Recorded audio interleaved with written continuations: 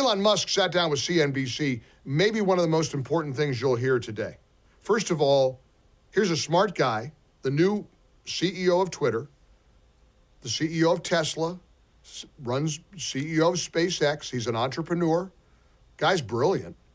And he sat down with CNBC. Listen to what he said on CNBC with the reporter, David Faber, about election interference and the Biden election.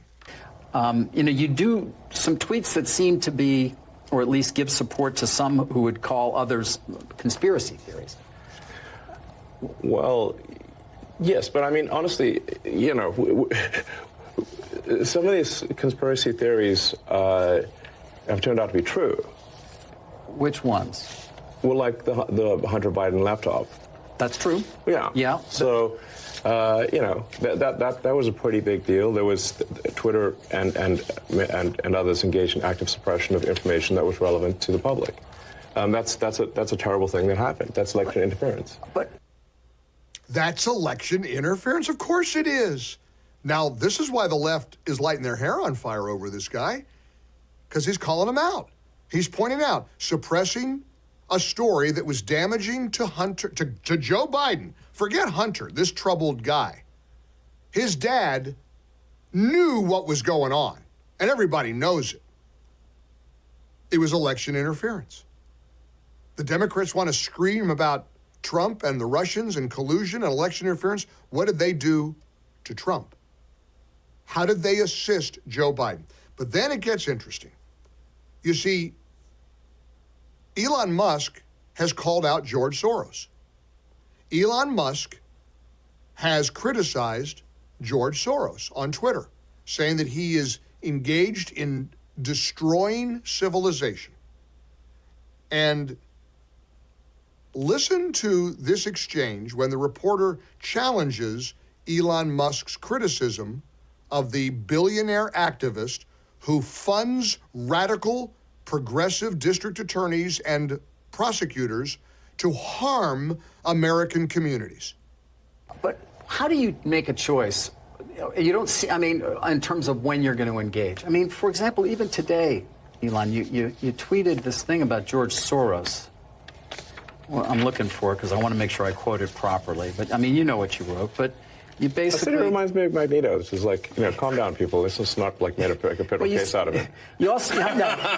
you said he wants to erode the very fabric of civilization, and Soros hates humanity. Like, when you do something like that, do you I think that's true. That's my opinion. Okay, but why share it?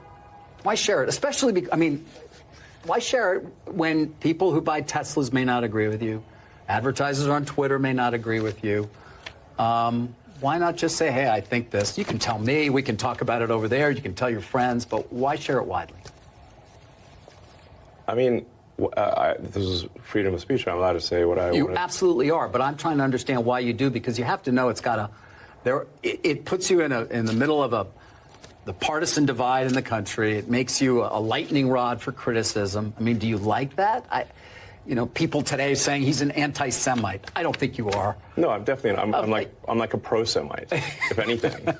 I believe that probably is the case. Yes. But why would you even introduce the idea then that would be the case? I mean, look, we don't want to make this a George Soros interview. No, God, no. I don't want to at all. But what I'm trying. Even came up though in the annual meeting. I mean, do your tweets hurt the company? Are there Tesla owners who say, I don't agree with his political position and I know it because he shares so much of it?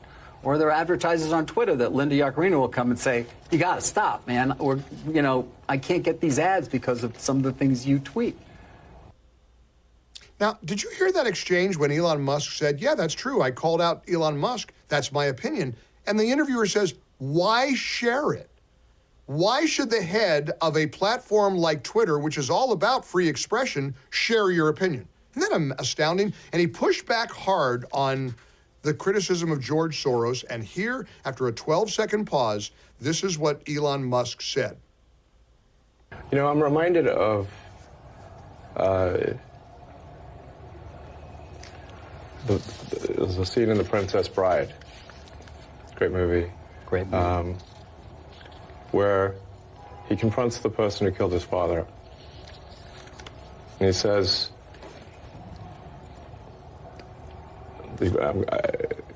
Offer me money. Offer me power. I don't care. So you just don't care. You want to share what you have to say. I'll say what I want to say, and if the consequence of that is losing money, so be it. Okay. Gosh, how much do you love that? I'll say what I want to say, and if the consequence is losing money, so be it. That's called courage. That's called guts. So Elon Musk thinks very poorly of George Soros, and here's why.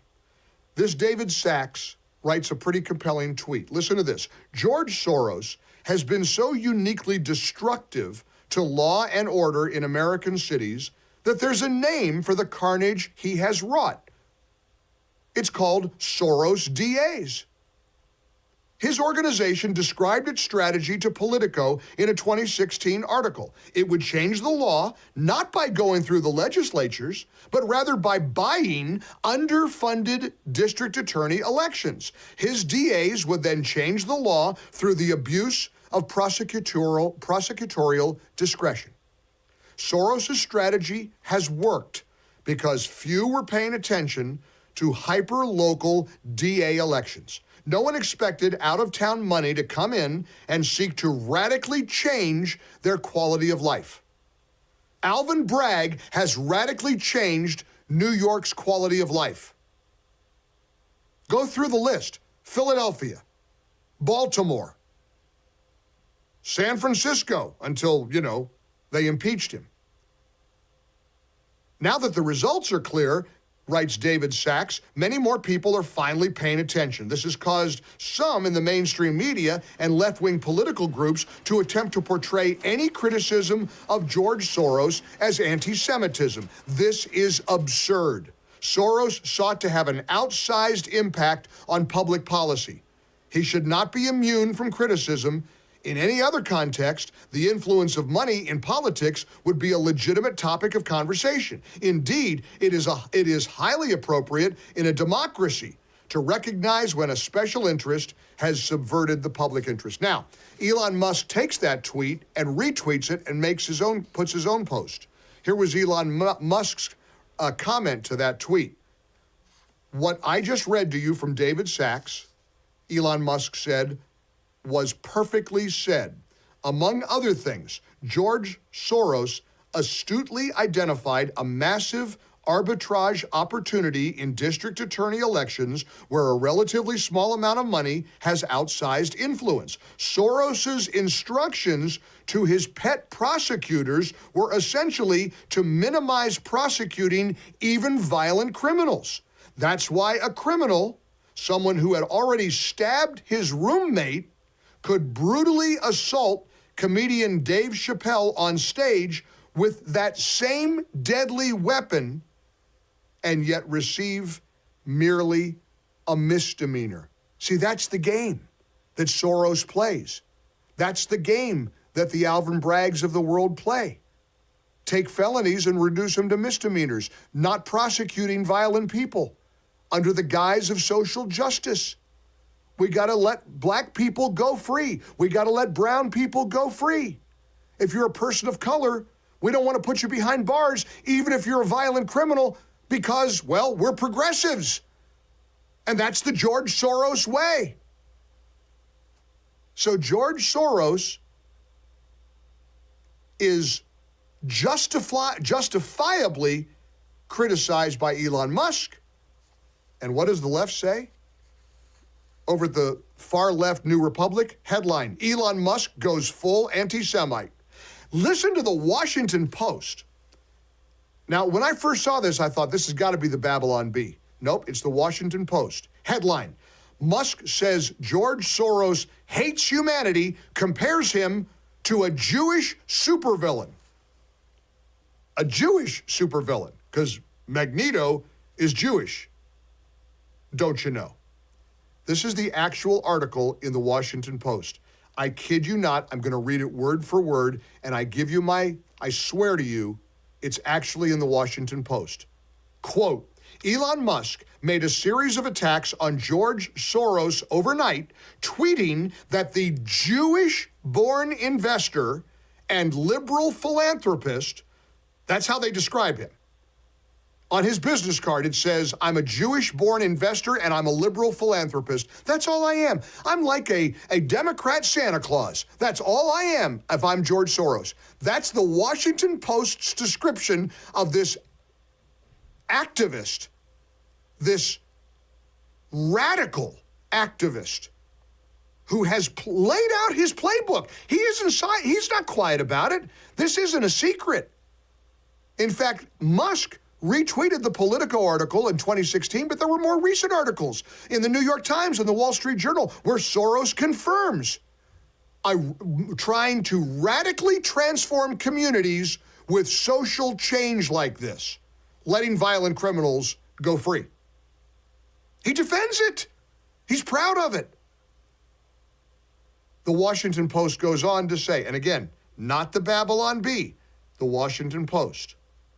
Musk, who has overseen an increase of anti-Semitism and other hate speech on Twitter since he bought the social media platform, did not give a reason for singling out Soros. That's a lie. He sure does. Of course he explains it. But he made his comments 3 days after Soros's investment fund reported that it had sold all its stock in Tesla. So that's why he's doing it. And Musk seemed to specifically reference the 92-year-old Holocaust survivor's background. You get it now? Here are the Washington Post propping up a guy who has done so much destruction to America. Let's see now. That's the third descriptor from the Washington Post. We know he's Jewish-born, check. He's an investor, check. He's a liberal philanthropist, check. And he's a Holocaust survivor, check. How could anybody criticize a guy like him? That's the Washington Post's argument. And they point out that Musk referenced Magneto, a Jewish supervillain who fights to help mutants replace humans as the world's dominant species. Musk posted on Twitter, Soros reminds me of Magneto. The Washington Post says that tweet triggered a flood of replies comparing Soros to various symbols of evil, recalling long-standing conspiracy theories. Well, that's not a conspiracy theory.